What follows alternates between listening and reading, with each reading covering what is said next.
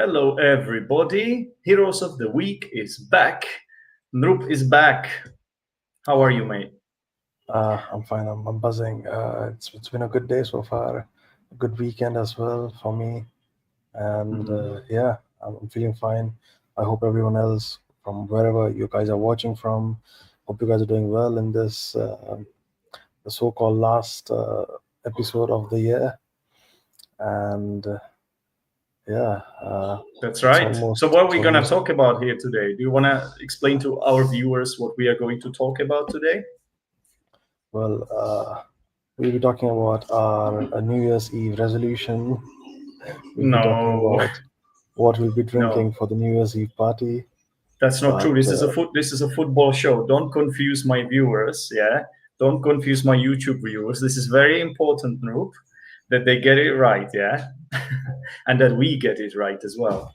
So on right, this sorry. show, we are going to talk about our heroes, villains, teams, takeaways, and also Takeaway. vocabulary of the week. And we do this weekly. And each time, obviously, we come up with something different based on the games we have been following, watching. Most of the time, it's the Premier League, but occasionally it could be Bundesliga, La Liga, the Czech League, you know. So, are you ready to Yeah, get let's go. started?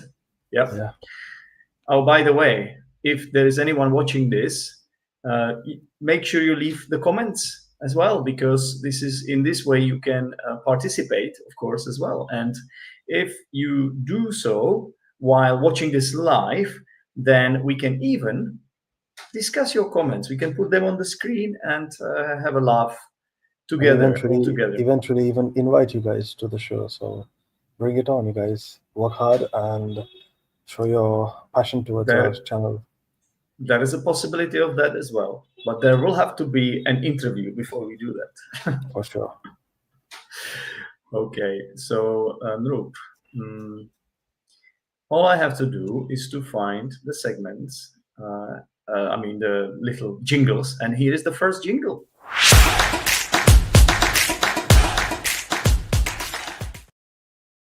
And as the title of the jingle says, this is the team of the week. Noop. So, what is your team of the week? It's got to be a team from the Merseyside, and it's definitely not the one with. Not Everton, not Definitely the not one that we, Everton. not the Blues. Not the Blues, not the Toffees. It's Liverpool FC. It's unfortunately them.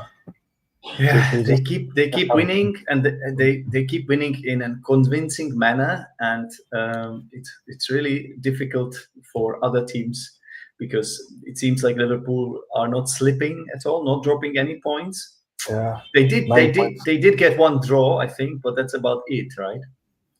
Yeah, but it was a long time ago. But like this Mm. week, they have been solid. They have been sublime. Good thrashing wins. 9 points ahead Yeah, of us, and yeah, they're sitting right on top of the table before the that's end of the fair. year. Yeah, right. I could side with you and choose exactly the same team, but that would be too easy. So that's why I'm gonna pick a different team, and it's gonna be a little bit of a joke. So please take it with a pinch of salt. But this time, my team of the week has to be Manchester City because they managed to get a win, and it's their second win under their belt in the last 14 games. So I think maybe the curse is lifted now. Even their biggest striker, when I say the biggest striker, you could understand it as in terms of his size or brilliance. It's up to you, really. But Or their main humbleness. striker, or humbleness, right? Or Haalandness, their main striker, Erling Haaland, scored as well after I don't know how many games. So it looks like they're back. I think it's too early to say, but they needed this. That's for sure. I'm sure. I'm sure Erling Haaland's father must be feeling nostalgic considering their position, their form, and their son scored. I'm sure he must have been in a similar situation if you think of it like not having so many wins. No, I think after he 10 cannot. games. It's uncomparable. I think because Erling Haaland Senior probably did not experience such amazing victories like his son. To be honest, because how many times did he win the Premier League? 3 times, or at Erling least Haaland, twice. I At think least twice, twice. maybe three times even. He got the Champions League title as well. So you know what? He hasn't been doing that I just got badly. We're just taking the piss because obviously this season they are. We don't know what's happening. We don't know what's happening. I mean, that's an understatement. They are nowhere to be seen. They have evaporated. All right.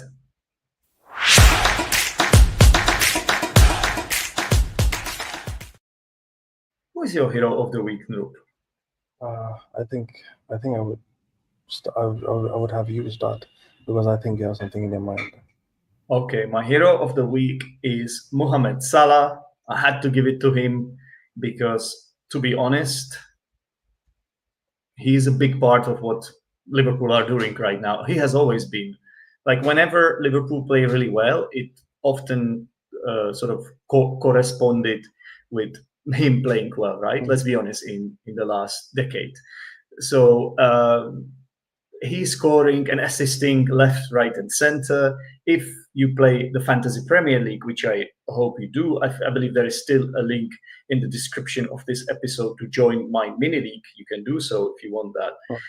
If you do play this game, then the Egyptian king is back, and yeah, he's having the time of his life right now. Yeah, fair call. I mean, he was a contender for sure for me, but I wanted to go more niche in my approach this time, and my hero of the week would be Rodrigo Muniz from Fulham. And although it has been a couple of games, it happened this week. I mean, that's as in like last week, he scored the winner against Chelsea. I think it was injury time, last minute, and yeah, that's fair. Fulham won the game, and finally Chelsea dropped points, and yeah, they gave us the space to head up in the second. Yeah, and we are back in they just gave us a path to the road to our Premier League race, and right now we are Premier League second place. Yeah. Well, at least something. We are closer to the title than them, and yeah, I think that's fair. That's fair. That gives us a good hope, considering we were fourth or fifth a few weeks ago. So yeah. You know who will also be my honorable mention? Who? I'm not sure I'm gonna say this name right because there was a player who scored a goal from the corner kick, and I believe it was a Wolves. He plays for Wolves. Was it Cunha or someone? Yeah, Mateus Cunha. Mateus Cunha. Was it him who scored the goal from a corner kick? Olympico. Against who was it? Was it against Manchester United? It was. Oh my god, this is just hilarious. I'm sorry. Like whenever Manchester United slip, I find it absolutely hilarious because they're such a huge club. And obviously, seeing them struggle like this is a pleasant feeling for fans of rival clubs. But to be fair, it's getting to a point where you almost feel sorry for them. Yeah. But Wolves have been struggling as well. So I'm glad that they have improved now. And a goal from a corner kick, we have seen quite a few of those in the last 2 years. There was one from Son, and that happened against United back to back this season, right? And then last season, I think it was James Ward-Prowse for West Ham as well scored a goal from a corner kick. So it seems like something that doesn't happen every day, right? Quite an. By the way, viewers, the goal from a corner kick can also be called as an Olympico, for information. So like. Oh really? Yeah, okay. It is called an Olympico. I don't know the reason behind it. I think I might have read it a long time ago, but then I forgot. But all I know is like just like how you have nutmeg and bangers or like volley, you have Olympico, or like how you have panenka. Yeah. So anyway, so yeah, I mean, United have had 2 Olympicos back-to-back from the opposition team. One from Son, and then after that it was by Mateus Cunha. Yeah. So yeah. So I just wanted to mention his name because he was my contender as well. But then I gave it to Salah because I forgot Cunha's name, so I wasn't sure. Anyway, I think that's on me. Okay, villains. Oh, have you told me your hero? Not yet. Yeah, it was You did. Rodrigo Muniz. Rodrigo Nunez, of course. Muniz. Muniz, yeah. Okay, moving on.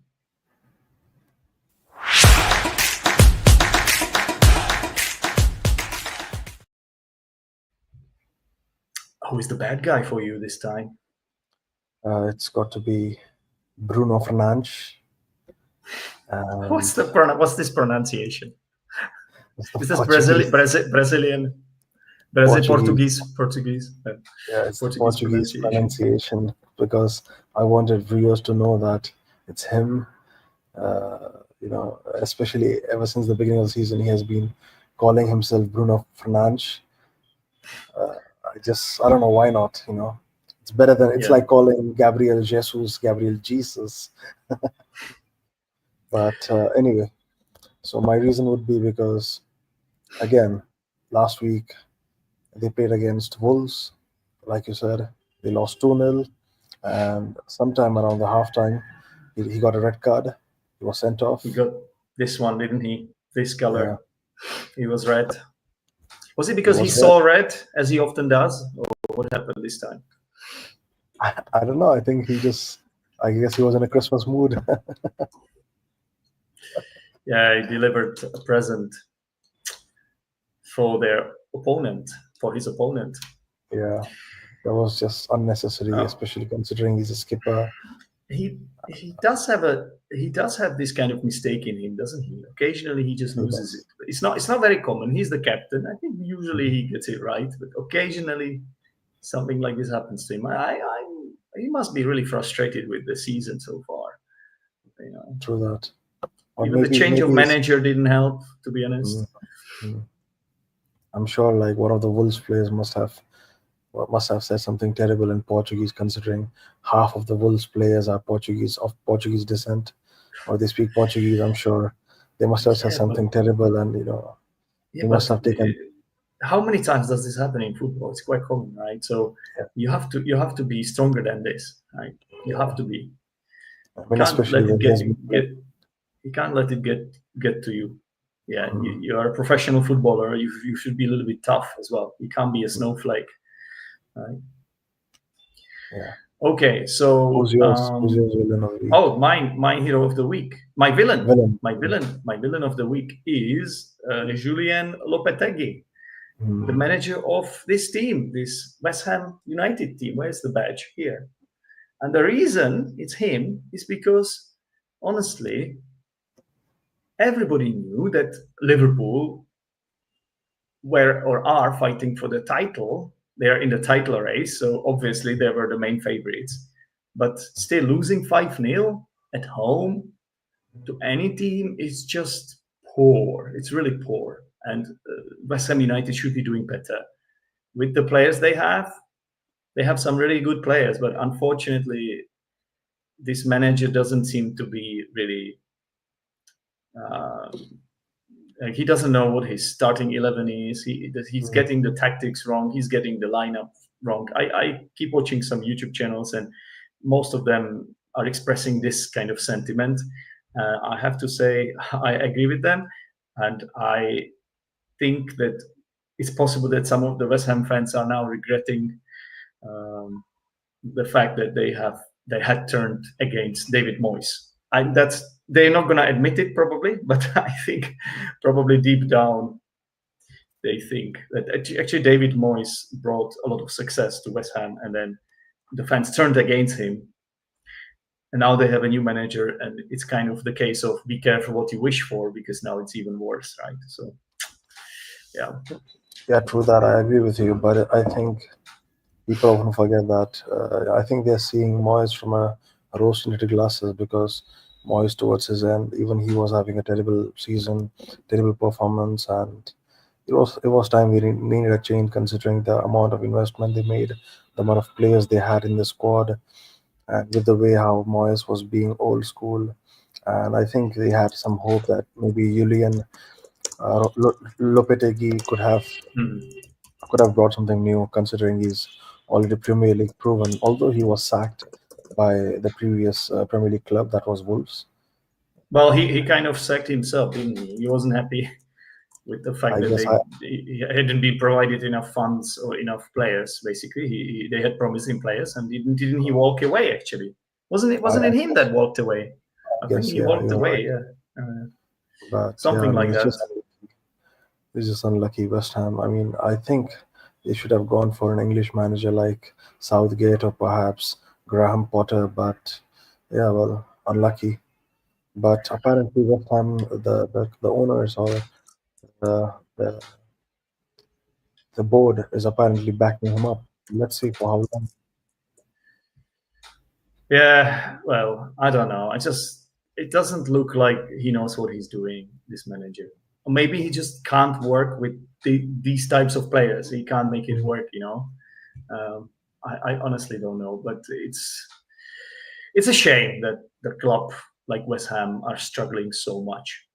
mm, They, well, there's maybe a little sort of consolation, and that's the fact that there are more clubs who really struggle a lot, like Tottenham mm, and Manchester United. These are bigger clubs than West Ham, so that is the only sort of silver lining, right?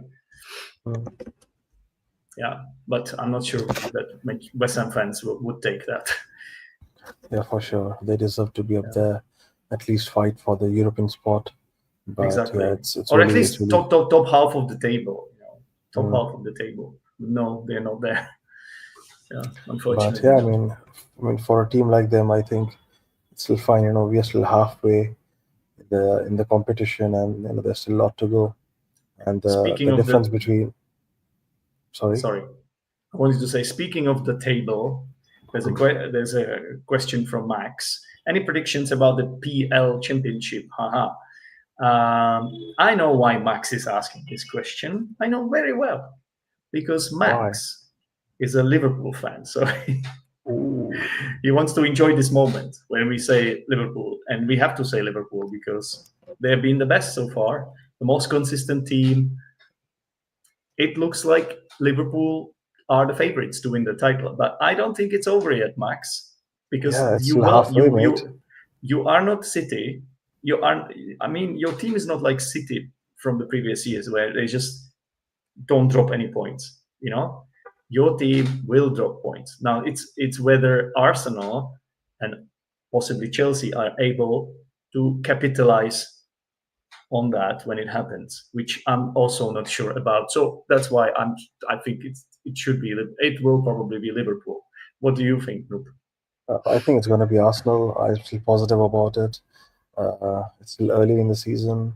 Uh, when we have a good squad, when we have a fully fit squad, we have been always good. And whenever things have been grim for us, we have somehow managed to catch up. For the past couple of seasons, we have seen that. And like I said, it's still early in the season, halfway. It's too early to predict. Last season, Arsenal were on the Yeah. top of the table. They were clear favorites, and look what happened. So The one it's thing just that another elephant on the tree scenario, or the elephant on the fun branch, whatever. elephant in the room. I don't know, something like that.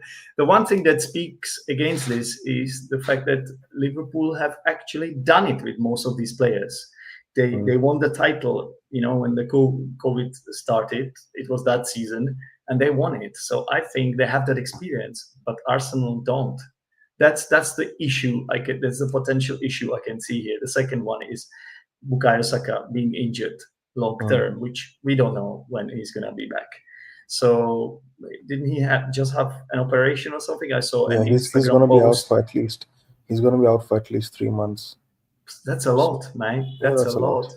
Yeah, yeah. That might be the actually the decisive The factor title. here as well. So Well, yeah, let's it see. might You be never know. I mean, the transfer window is still coming. You never know. yeah, that's true. That's true. I still think it does. It looks a lot more likely that Liverpool are gonna get this title, and Max will. had the Last laugh. opportunity to celebrate this wonderful achievement for his club, of his club. Mhm. Okay, then. So let's do our takeaways of the week.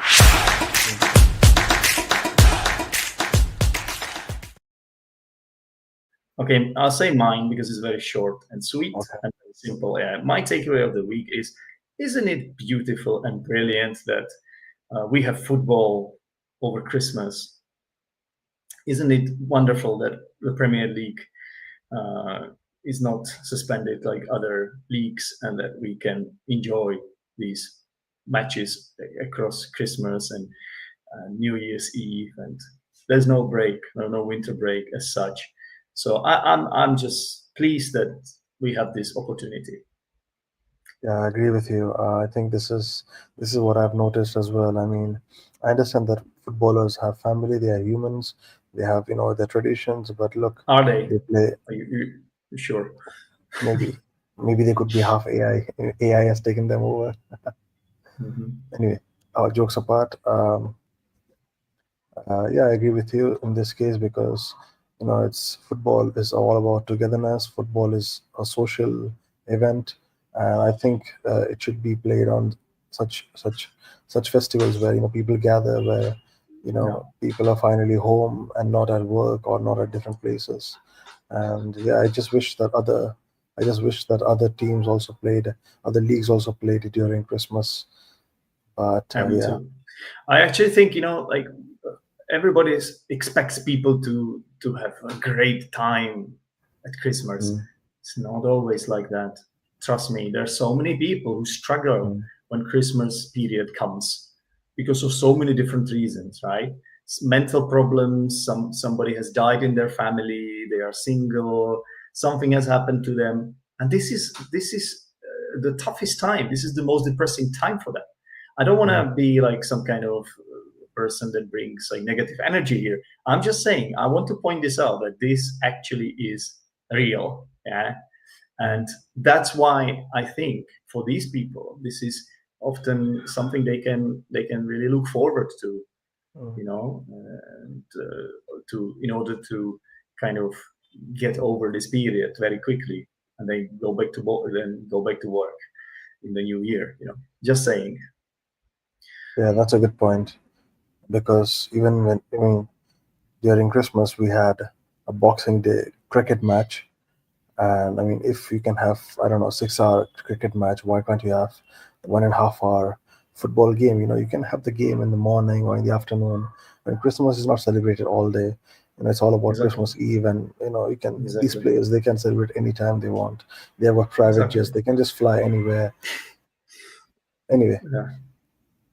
but yeah, that's a good point. My takeaway of the week would be uh, there's only one team right now which is unbeaten in top five leagues, and guess the team. Guess the team in top five leagues. Is it Atalanta Bergamo? No, No, no, no, no. Hang on. So top five leagues. So first, let me guess the league. So definitely not the Premier League. It's not the Bundesliga. So unfortunately, I don't watch the other three leagues so much. And knowing you, it's probably going to be a team in La Liga. But then I think they have no, all lost. So it must be the they French league. have no. So it's I'll so tell it's you. Italian. So Yeah, it's Italian league. So yeah. it's not Atalanta Bergamo. So is it? No, So is it Inter? no. I'll tell you. The team is not even in the top four. Why are you kidding me? Okay, is it Yes, Bologna? Is it something like Bologna or something? AC Milan, no. Juventus, It's Juventus. yes, it's Juventus Really? Turin. You are? I didn't They are know. they are sixth in the table.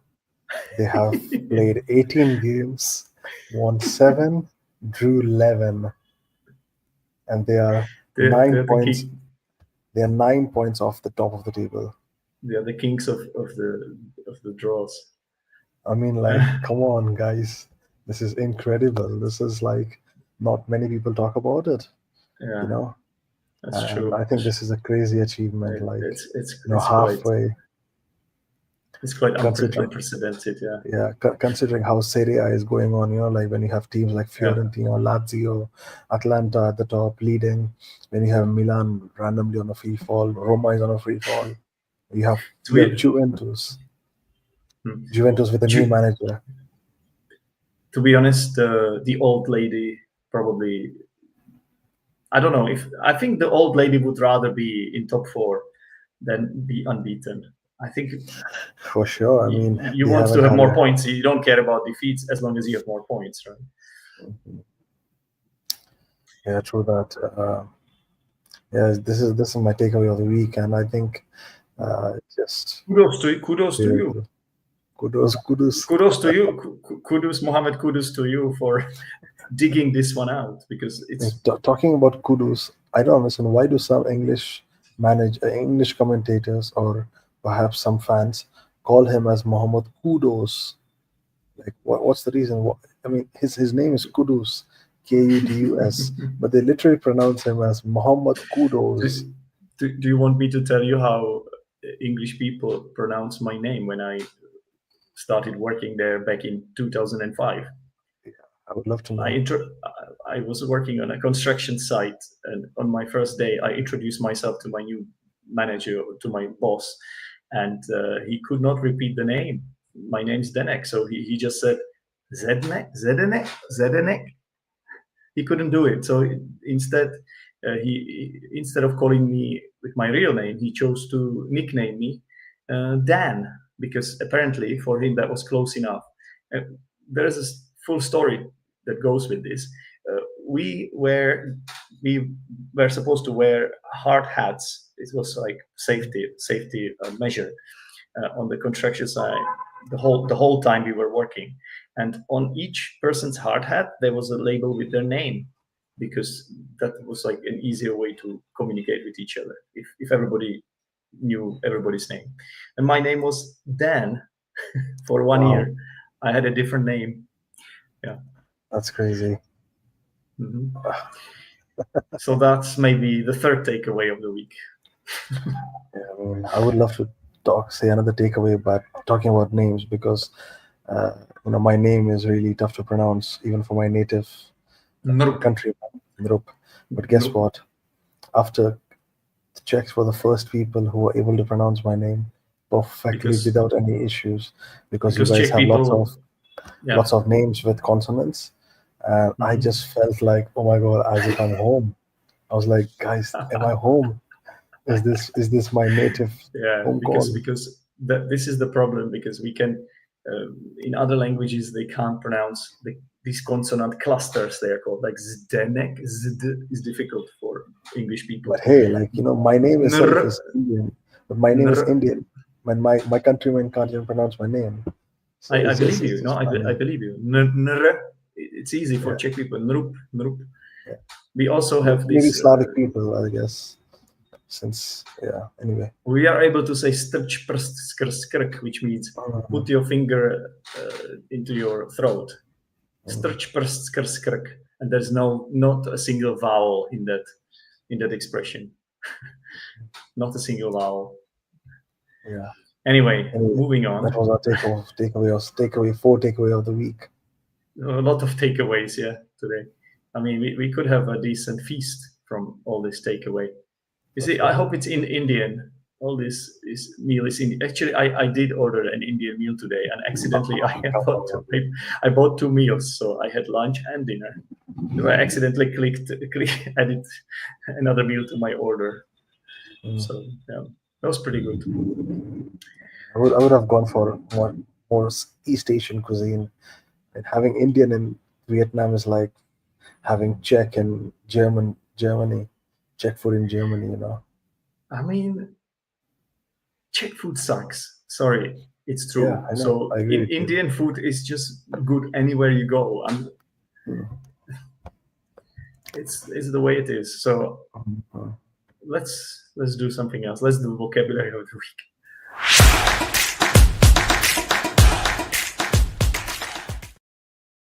Before we end up talking about food too much, because this is a football podcast, not a food podcast, even though it also starts with F. But a lot of things starts with F, even some bad words. Like Fernandes. Exactly. Okay, so My vocabulary of the week today has to be something you said. You said that people see Moyes through rose-tinted glasses, which is a lovely little idiom. Thank you for that.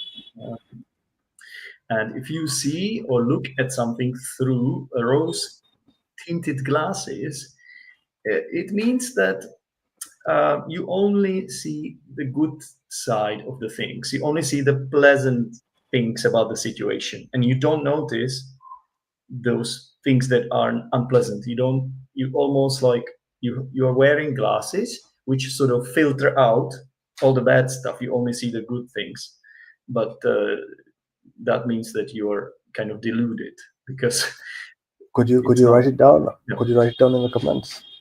I can certainly do that. And you can say to look at or see something through rose or through rose-colored or rose-tinted glasses. So let me put it in the comments. Here we go. There you go. Here's the idiom. That is today's vocabulary of the week. Yeah. Yeah. Okay, well, we have come to an end of this show. Is there anything else you would like to say? You have the privilege to utter the last words of the year. Well, all I can say is an advance Happy New Year, guys. And I know this year must have been tough or must have been great for you guys, but I'm looking forward to the first quarter of 20 since it's going to be 25th year of this quarter of a century, right? Something like that, yeah. Quarter of a century. It's crazy because I remember the year 2000. You probably don't because you're much younger than me, but I do. So yeah, like it's going to be 2025, and hope you guys have a good year ahead. And take care, guys. I'm looking forward to see you again next year. Exactly. And before you go, please click that like button. It's really important for us. Yeah. For the show. And share it to your guys. Share it to your folks who would just like to talk about football or just want to watch something while eating or while, I don't know, having a beer, I guess. You never know. You can even talk to your you can even talk to your pub owner, I guess, to stream our show while watching something. Wow, that is a wonderful tangent. A nice one. Yeah. Okay, thank you very much. And from me, it's the same as Noop. Happy New Year. I wanted to say Merry Christmas, but that's already gone. So Merry New Year, Happy New Year, Merry New Year, whatever you want. And see you again here in the new year. Mm-hmm. Bye-bye. See you next year, guys. Take care.